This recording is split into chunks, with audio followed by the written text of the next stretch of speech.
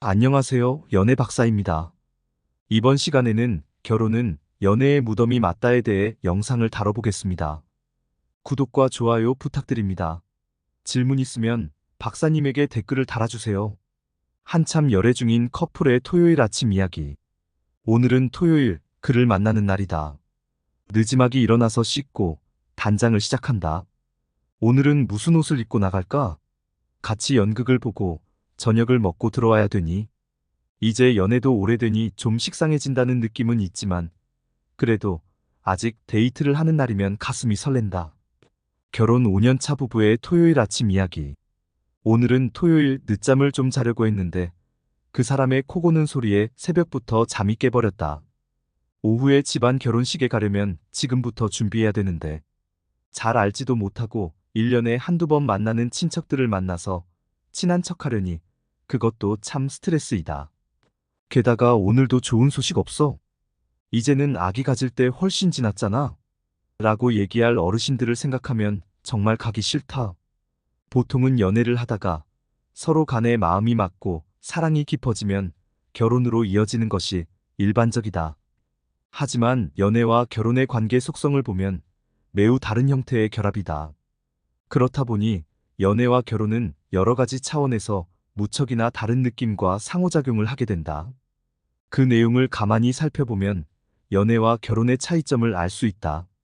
또한 우리가 왜 결혼을 연애의 무덤이다 라고 하는지에 관한 해답을 얻을 수 있다. 연애와 결혼의 다른 점 세 가지는 무엇일까? 1. 관계의 양이 다르다. 연애와 결혼의 첫 번째 차이점은 관계의 양이다. 연애는 관계상 특정적이고 제한된 관계를 함께하지만 결혼은 특정적인 활동을 제외한 나머지 관계를 공유한다. 연애는 보통 특정한 시간에, 특정한 장소에서 특정적 활동을 하는 관계이다. 이를 보통 데이트라고 한다. 그 시간은 보통 한정되어 있으며 그 활동이 끝나면 모두 각자의 영역으로 돌아간다. 며칠 동안의 여행을 다녀왔다고 해도 마찬가지이다. 여행 동안에는 함께 있었다고 해도 결국 각자의 집으로 돌아가게 된다.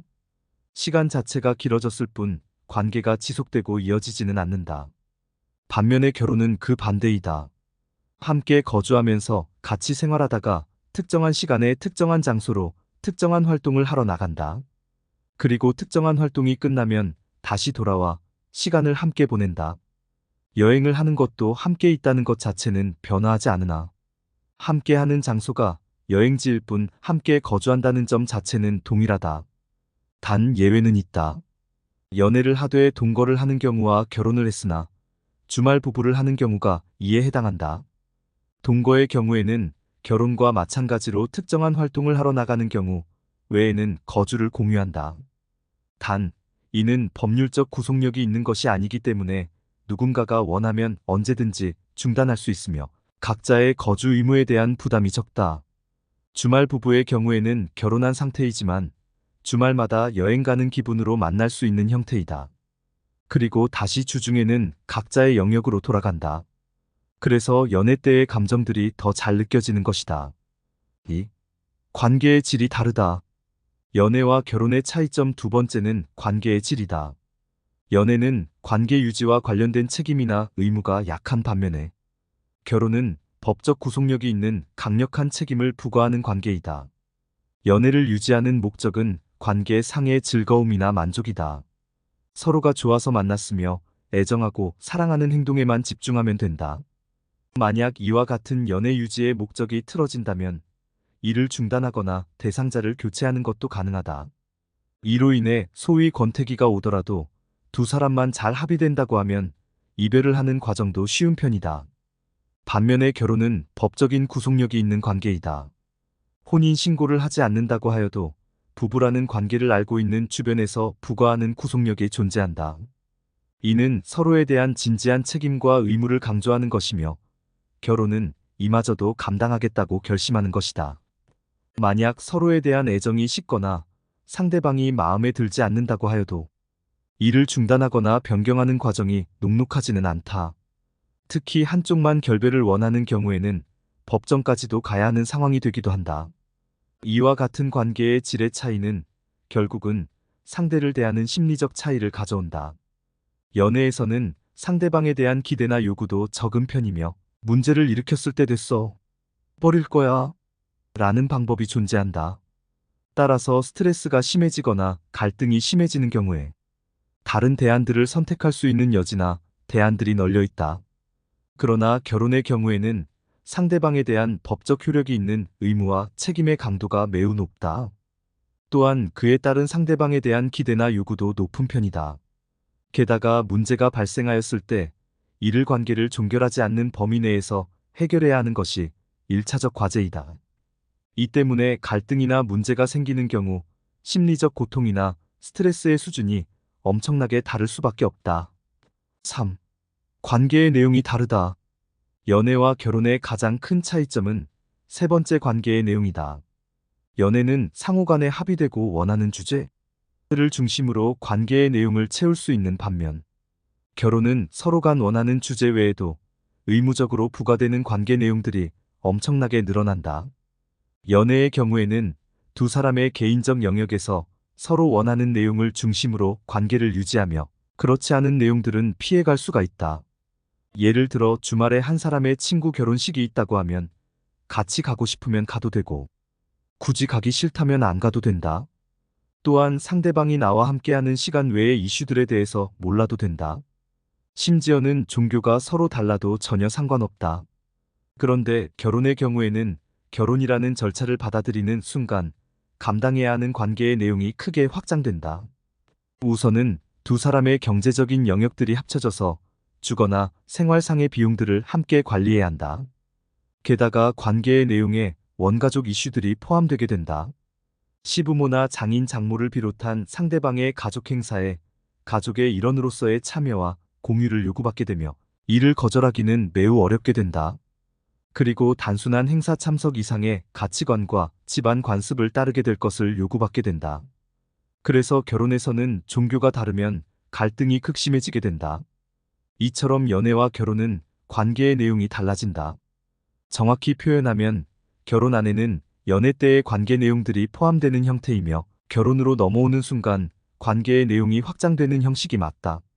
그 안에는 내가 원하는 부분도 있지만 결혼을 했기 때문에 인정하고 감수해야 하는 부분들도 있다. 그리고 관계의 내용상 갈등이 발생하는 경우 연애는 이를 중단할 수 있지만 결혼은 끝이 보이지 않는 듯한 싸움을 시작해야 한다. 4. 그럼 결혼은 연애의 무덤인가? 그럼 결혼은 정말 연애의 무덤이라는 것인가? 일반적으로 그런 느낌과 생각이 들 수 있는 조건과 상황인 것은 맞다. 하지만 모두 그런 것은 아니다. 결혼 과정에서도 충분히 연애 관계 때 느꼈던 만족이나 즐거움을 누릴 수 있다. 또한 더 많은 시간을 공유하고 더 깊은 질적 교류를 하면서 그 즐거움과 만족이 크게 늘어날 수도 있다. 헤어짐이 아쉬웠으나 각자의 집으로 돌아가는 아쉬움 없이 둘만의 보금자리로 같이 가는 즐거움이 있다. 게다가 연애할 때도 좋았으나 함께 생활하면서 더 큰 매력과 새로운 즐거움이 생기기도 하며 나만의 사람이라는 심리적 안정감과 건강한 소속감이 생긴다. 이처럼 연애가 결혼으로 잘 확장되었을 때에는 연애에서는 경험조차도 하기 힘들었던 큰 만족과 행복을 느끼기도 한다. 반면에 연애 때에는 고려하지 않아도 되는 새로운 의무와 과업들이 생기며 관계의 폭이나 깊이가 진전됨에 따라서 갈등이나 문제들도 필연적으로 발생할 수밖에 없다. 대표적인 것이 원가족 이슈나 경제적인 문제들이며 이로 인한 갈등이나 스트레스는 연애만 할 때에는 굳이 경험할 필요가 없던 것이기도 하다. 이와 같은 문제들로 인하여 스트레스나 갈등이 증가하게 되면 괜히 결혼했나? 유하는 회의와 후회가 발생하는 것이다. 즉, 연애에서의 관계 정도를 100이라고 가정해 본다면 결혼은 최소한 500에서 1년까지도 관계 정도가 확대되는 것이다. 그 안에서도 연애할 때의 즐거움과 만족을 유지하거나 더욱 크게 늘려갈 수도 있다. 하지만 아무리 그와 같은 연애 감정이 늘어난다고 해도 200이나 300 수준에 머무르게 된다. 나머지 현실적인 이슈들이나 의무적 활동들이 늘어나면서 결국에는 연애 감정은 상대적인 중요성이나 의미가 줄어들 수밖에 없는 것이다. 만약 두 사람이 확대된 연애 감정에 초점을 두고 이를 적극적으로 즐기고 향유하는 경우에는 결혼이 왜 연애의 무덤이야? 더 행복한데? 라고 생각하게 된다. 반면에 결혼으로 인한 연애 감정의 비중이 감소된 것에 초점을 두거나 즉, 연애 때에는 연애 감정이 100%이지만 결혼한 후에는 50% 이하로 감소함. 결혼으로 인하여 추가적으로 발생한 의무적 활동이나 갈등에만 초점을 둔다면 결혼은 연애의 무덤이다. 라고 느끼게 된다. 이것이 바로 결혼은 연애의 무덤이다. 라고 느끼게 되는 과정이다. 즉, 결혼이 연애의 무덤이 될 수도 있고 아니면 더욱더 행복하고 즐거움을 나눌 수 있는 기회가 되기도 한다. 결혼을 통해서 연애 감정이 없어지는 것은 아니지만 상대적인 비중이나 중요성이 달라지는 것은 맞다. 이를 어떻게 지각하고 판단할지는 본인들의 선택이다. 왜 결혼을 할까?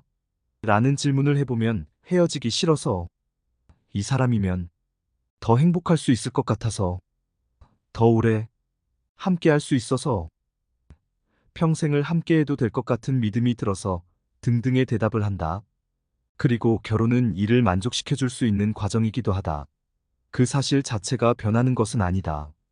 피터팬이 어른이 되기 싫은 이유가 어른이 되면 책임지고 감당해야 할 수많은 의무적 과업들 때문인 것처럼 결혼을 통해서 자신이 원하는 것을 얻은데 다른 의무와 책임이라는 것이 뒤따르게 된다. 결국에는 더 큰 만족과 그에 따르는 의무와 책임의 비중 간의 상대적 비중에 대한 선택이다. 결혼이라는 것이 연애와는 비교할 수 없는 더 큰 만족을 주는 것도 사실이며, 연애라면 굳이 감당할 필요가 없는 의무와 책임이 부과되는 것도 맞다. 어떤 것을 더 중시하고 어떤 것을 감수할지는 본인의 선택일 뿐이다. 그래서 인생에서 가장 기쁜 일도 결혼이요. 가장 잘못된 선택도 결혼이라는 말이 있는 것이다. 세상 모든 일과 마찬가지로 양면적인 부분들이 있다. 자신의 취향이나 선호에 따라 선택하라.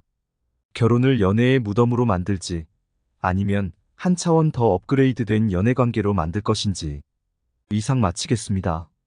모두들 건승하시고 구독, 좋아요 부탁드립니다.